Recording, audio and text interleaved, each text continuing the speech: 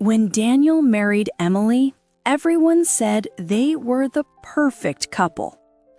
Daniel was a kind-hearted teacher, and Emily was a gentle, loving woman who always smiled.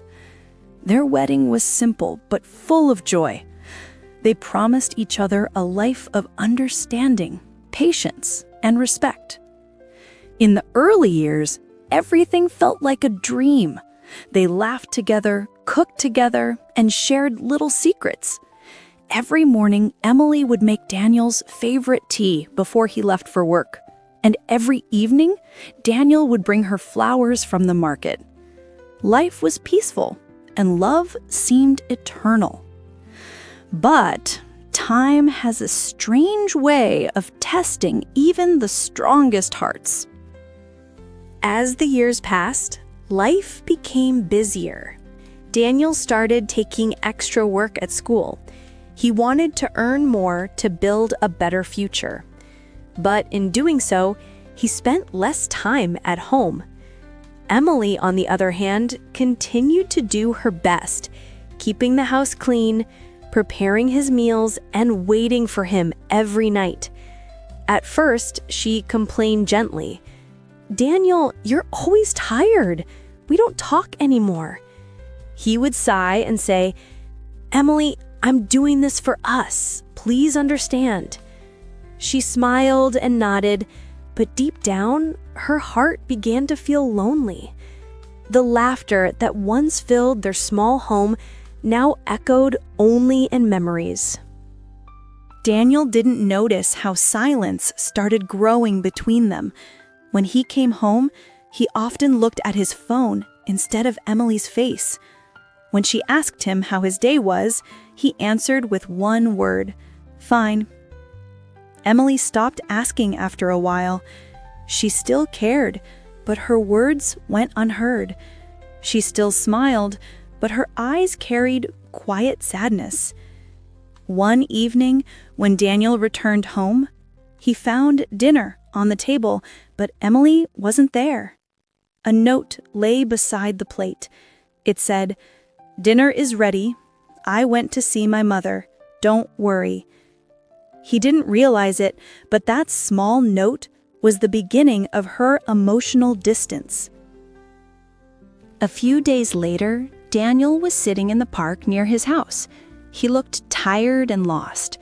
An old man, sitting on a bench nearby, noticed him and smiled. "Long day?" the old man asked. Daniel nodded. "Very long. Life feels heavy." The old man chuckled. "It always does when we stop looking at the people who make it light." Daniel looked at him curiously. "What do you mean?"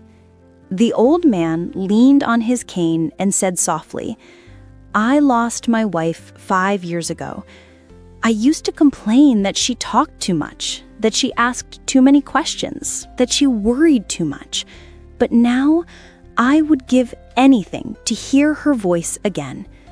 He looked away, his eyes wet with tears. "Son, happiness doesn't live in money or success. It lives in the moments you share with your wife, in laughter, in forgiveness, in simple tea and conversation." Daniel felt something shift inside him. That night, Daniel couldn't sleep.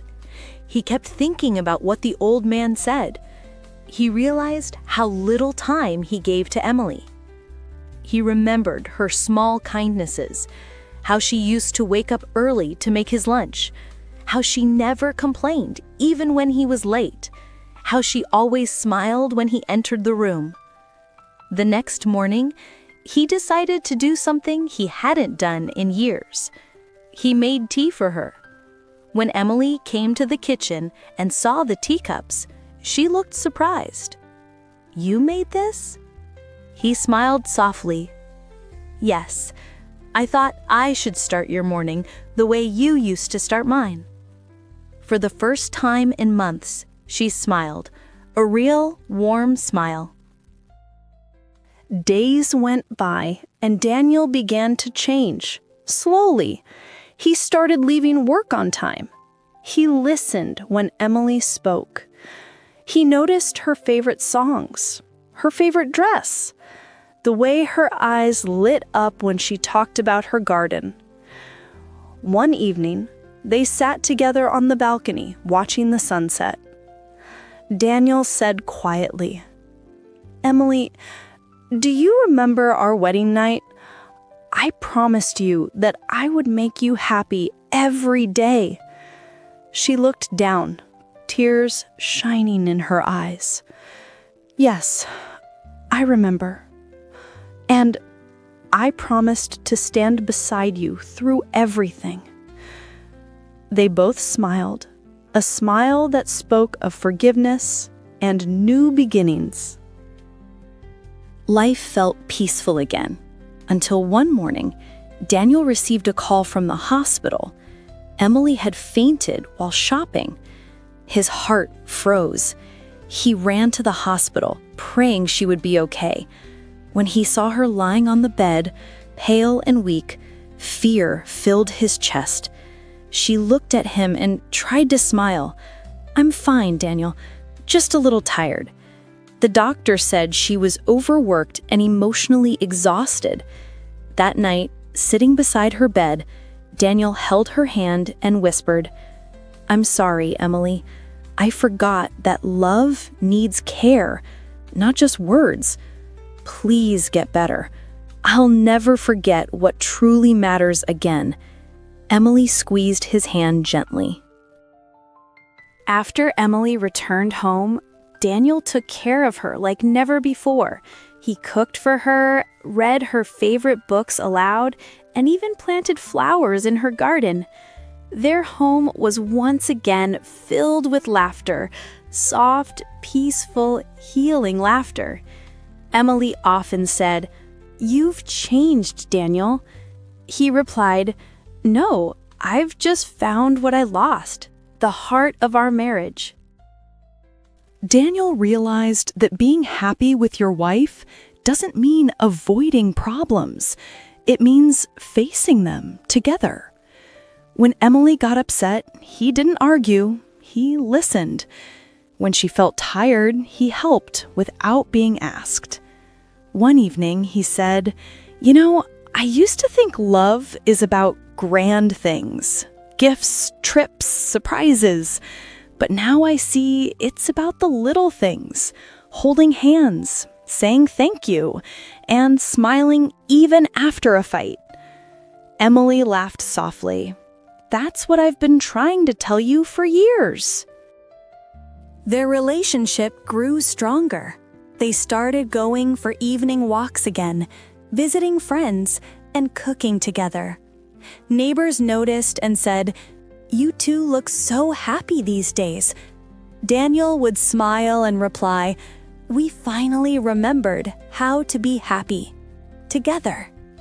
Emily would add, "It's not about finding the perfect partner. It's about learning to see perfection in the person you already have."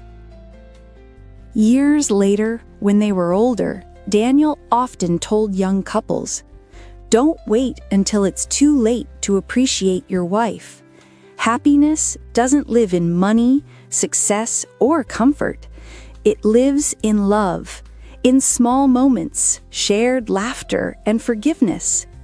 He would smile and say, "Be kind, be patient, be thankful, and most of all, be happy with your wife." Emily passed away peacefully many years later, leaving behind a garden full of flowers and a husband full of memories.